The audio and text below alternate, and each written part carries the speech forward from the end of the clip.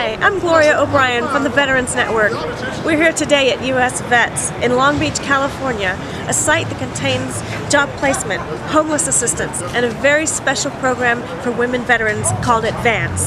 I've had a chance to sit down with Steve Peck, director of the program, to talk to him about where it started, where it's going. So Steve, you are Senior Vice President of Community Development for U.S. Vets, and you've been with the U.S. Vets for a while. Can you tell us what you've done there and what the program's done, and just give us a little background? U.S. Vets started in 1993. It was LA Vets then. We started in LA at our site in Inglewood, and started really with, we had no money. We worked with a person who bought the building that we are now in, and that's a building that now holds about 490 guys. We started with 5 guys. Really? There was really no money. We just had a lot of passion to do what we do, and finally began to develop the program. So that really was our learning lab. We developed all the employment programs, the mental health programs that we now have developed at the other sites, at the 10 other sites that we now operate. So you have 10 sites around the United States that help veterans. And we do. Okay. We have about 2,000 beds, about 2,100 beds actually in the 10 different sites, and 1,000 of those beds are in Los Angeles. Our 2 largest programs in Inglewood and Long Beach.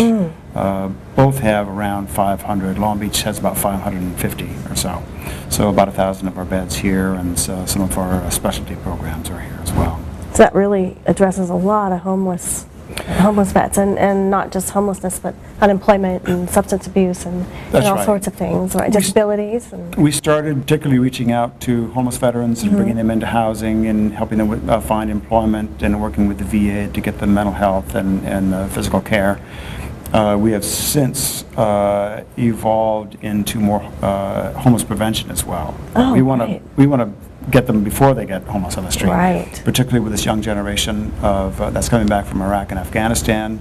They're not homeless in the way you think of it. They're sleeping in their car, they're sleeping at their parents, and their parents don't know what to do with them. So, with the women's program, we discovered they weren't getting the services that they need because they wouldn't go to the VA for a variety of reasons. So we began to start specialty programs, and here at Long Beach in particular, we've been able to start 3 or 4 of those to address the specific issues that veterans have that would prevent them from reintegrating with society. Our job is to make them self-sufficient again, and whether that means fully employed, whether that means getting them onto a disability so that they can live with dignity. We want to do whatever we can to help them move forward. It is very difficult coming back from being in the military into normal society again, and so prevention is part of something that has to be done more, rather than ignoring the issues, and then you have someone who's homeless and is in a worse situation than they would have been. It's an adjustment.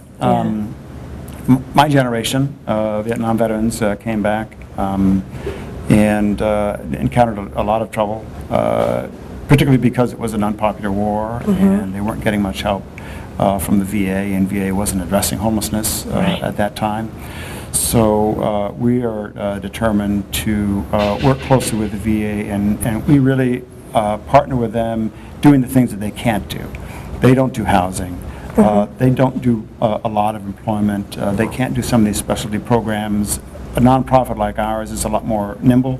We can respond to the problems as we see them. So we really listen to the veterans that are coming into our programs, finding out what they need, and going out and finding the fundings to enable us to start the programs. Well, that must be a big undertaking to find funding and privately donated funds and things. How do you do that? Any way we can. We get a lot of government grants. We've gotten really good at the government grants. That's good. And that's, that you can really get a lot of money through government grants if you're really performing the work. So we always overperform on our grants. We make really sure, it's our passion to do so, but also, for the sake of the grant, we really have to provide a whole array of services, and each grant allows you to provide a specific services, so we've put a number of grants together so that we can provide the whole array of services that's smart. that these guys need. We have career centers at each of our housing sites. We all have employment programs, so 90-day employment program to help guys find employment, get job training if they need to. And then with this younger generation, where a lot of them want to go back to school, and they don't want to. They're not ready to go right back into a job. They're still suffering from combat trauma. We want them to address that first. Right. Get yourself straight. Let's figure out what you're going to do next. A lot of them want to go back to school, so they're going back to school and staying at our place. And then we're hooking up with the GI Bill, the new post 9/11 GI Bill. Okay. So a number of them have moved out, are going to school, have their own place, and they really are ready to take on the next phase of their life. That's great. Right now, obviously, it's a very difficult economic time. It's a much worse time to be re-entering the job market. It is, yeah. Combine that with coming back with PTSD or injuries or anything like that, it's much harder. It's more competitive, and so they need a bridge. It's a big adjustment. When we're trying to go off to war, it hardens you. There's no doubt. It hardens you, and you're trying to do certain very specific tasks, and you're doing it, with your unit.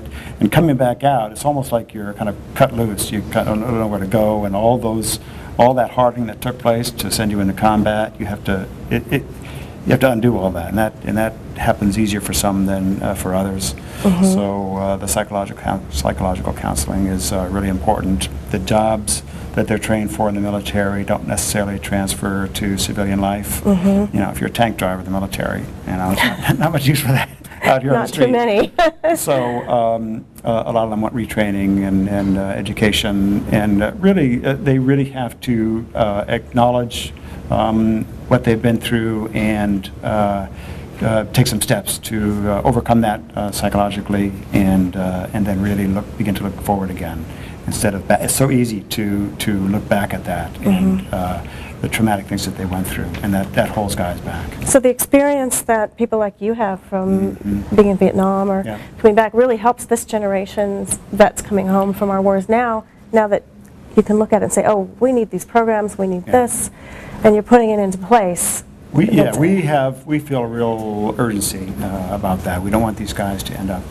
on the street. And actually in our program here in Long Beach, our Young Veterans Program, one of the programs is facilitated by a Vietnam vet who shares his experience with them. So it really is a great way to be able to share that experience. We started the women's program back in 2001, understanding that there was a lot of women who were avoiding the VA, weren't coming into the VA because it was a real male place. Right. And what we didn't know at the beginning and really understand now is that a lot of them wouldn't go to the VA and they didn't want to be around men because they had been sexually assaulted by a man. Right. So they weren't going to walk into a program with 30 other guys. They just weren't going to do it. So we started this program out here. We had the ability here at Long Beach to separate them in their own building.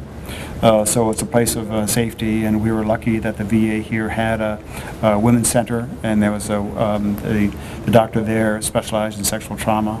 We had discovered that was a fairly significant issue among these women, so they can get that therapy while they're living here in a building only with women. Safely. They're going through the substance abuse treatment program that's here, but they sleep in the women's house. Oh, that's great. So it really gives them a sense of safety and kind of camaraderie, and we're having a lot more success than we've had, and than I think any other program has had. So you've got this program here in Long Beach. Are you expanding it to your other U.S. Vets locations, and if so, when, and then what's it going to take? More funding, more facilities? What's going on with that for the women's programs? We do want to expand it. There is a need. Women represent more of the military than they ever have, 14%, and a number of them have sexual trauma issues. It's a significant issue. So we've begun fledgling programs in Houston and Las Vegas at the moment. And what it will take is that we'll have to apply for funding in those particular locales. We're working with someone in Houston to build a facility for them. Oh, good. But it's a 3 to 4 year process. But we've started. That's fantastic. It's really good to see so much support, and thank you for all your hard work and for supporting the women's program and also all the facilities of U.S. Vets. And My privilege. it's guys like you that are helping everybody else, and I just hope it continues to be so successful. Thank you very much. You're welcome. Steve introduced me to Diane West, the director of the women's programs here at the Long Beach site. These programs include the Renew program for trauma, work reentry help, the Life Plan track for the disabled, substance abuse treatment, and help for women veterans and their children. Diane has taken her years of prior experience working at the VA and brought it to U.S. Vets to create this successful program that works with the multi-layered problems that women veterans face. You know, sexual trauma is like a core issue that affects most of our women vets. Right. And around that comes, substance abuse, homelessness, unemployment, their children, like losing their children, some legal aspects, Right.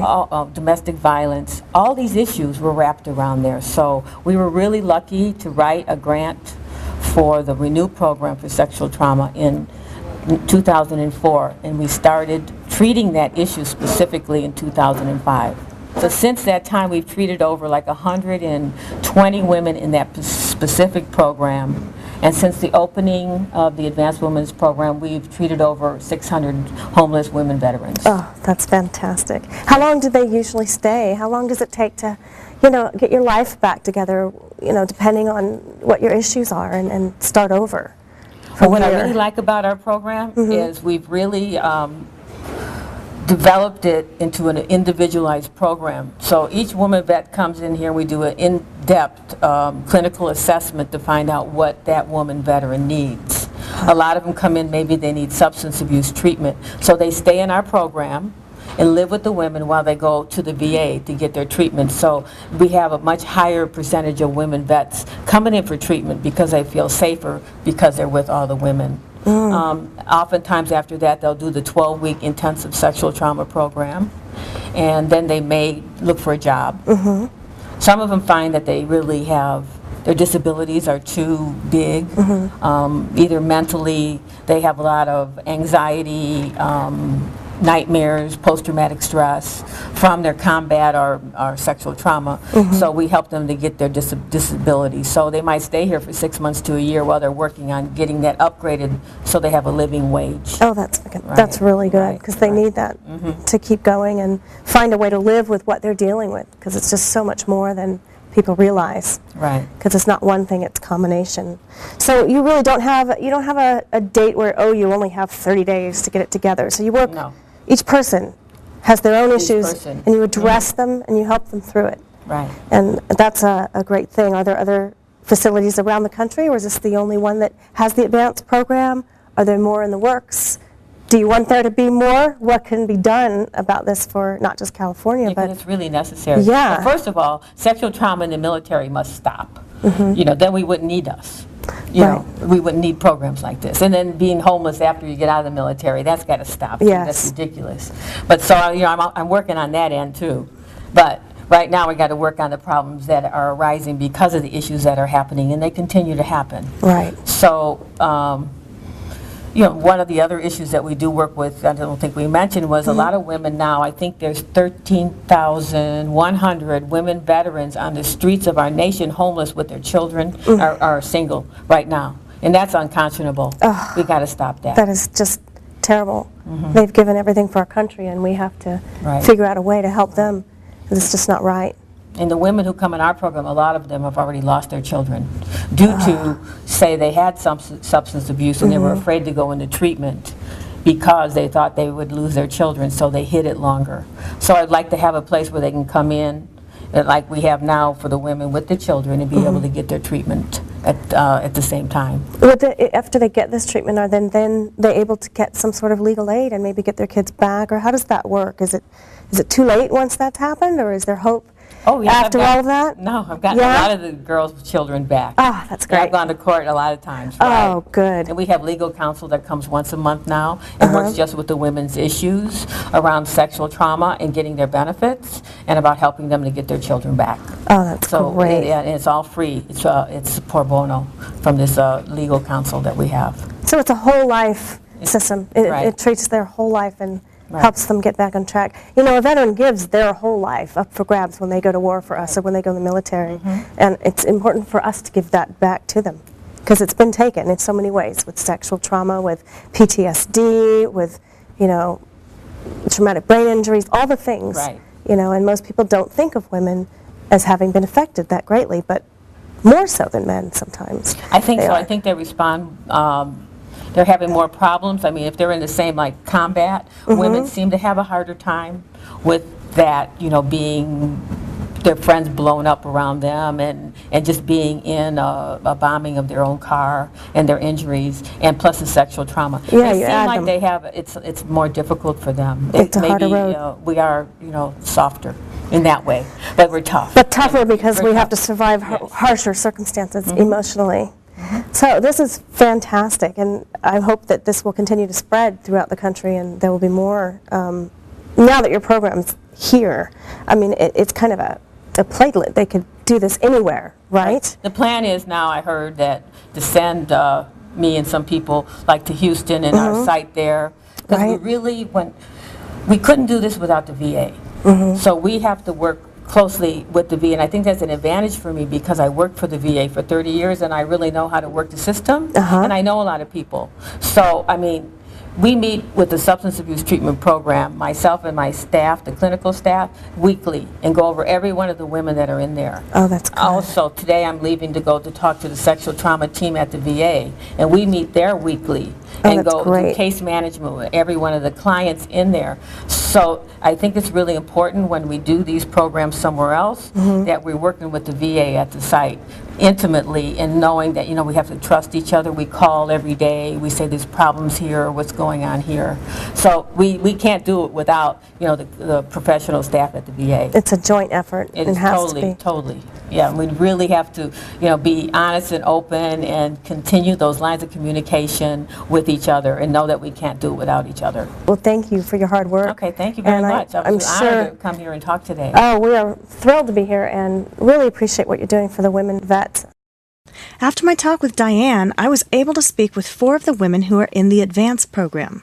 3 of these women served in the Army and 1 in the Marines. So ladies, all of you served your country and came home and at some point ended up being homeless.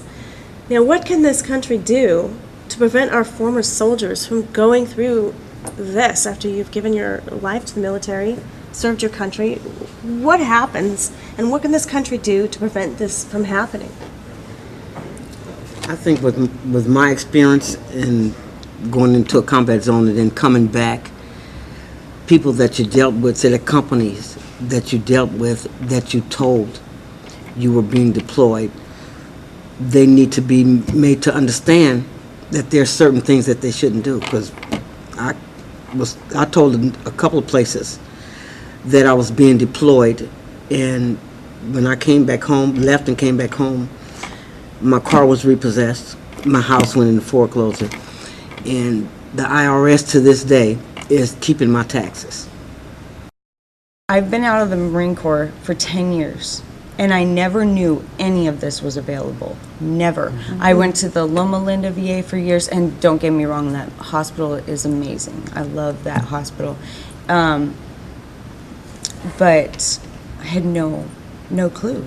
There's nothing teaching us how to go back from military life to civilian life, because that's such a drastic change. It's so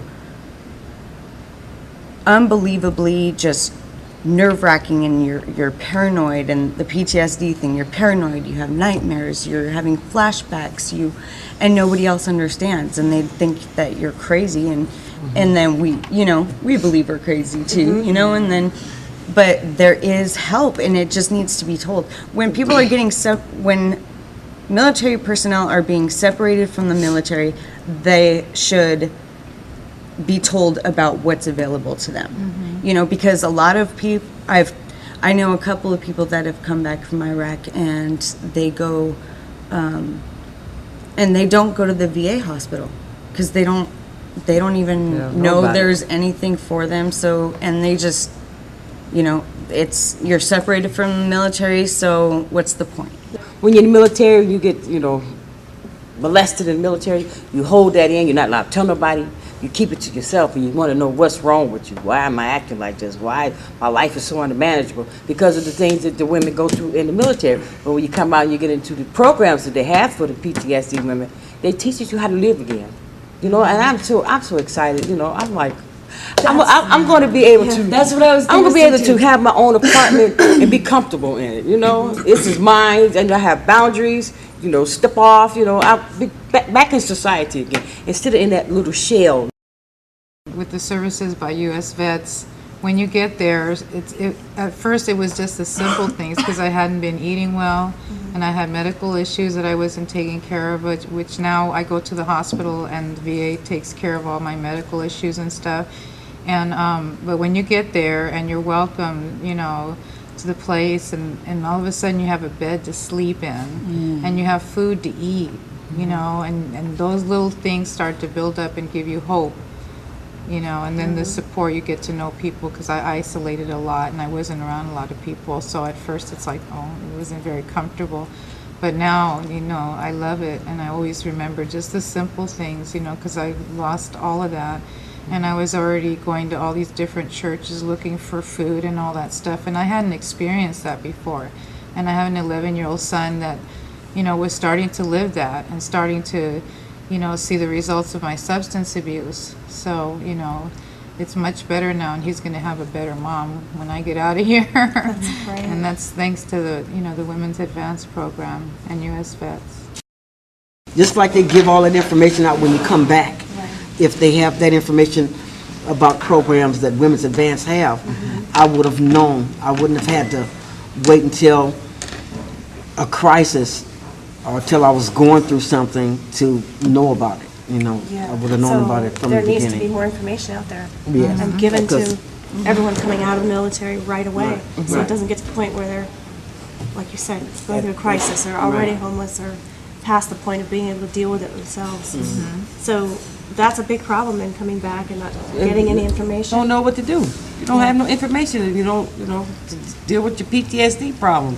So I think we, since they should have it so, like when the ladies that's coming back from Iraq, they know that they're going to have some issues, and they should have a network telling us exactly where to go to get help for what's wrong with you. And to expect that you might Right. have some things. Yeah, for them and their kids, because when they come home from Iraq, you're just a basket case. Renew is the only military sexual trauma / PTSD / addictions treatment. That program, the one here, is the only one in the nation. Wow.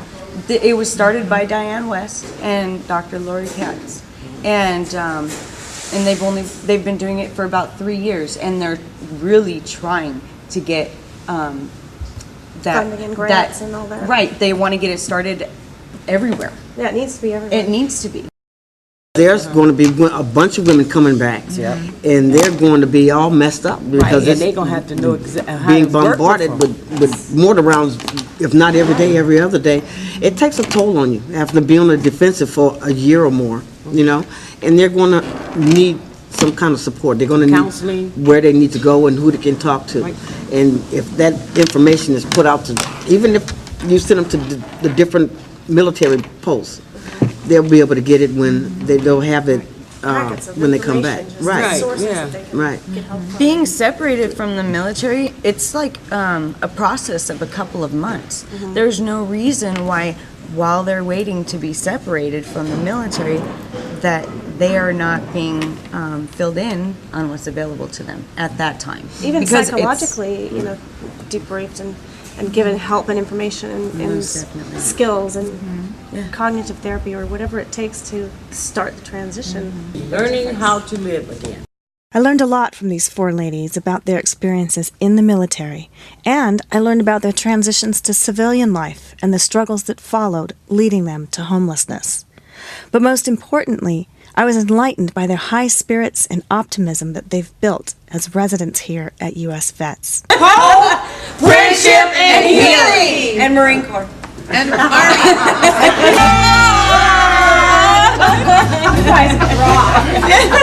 Anytime!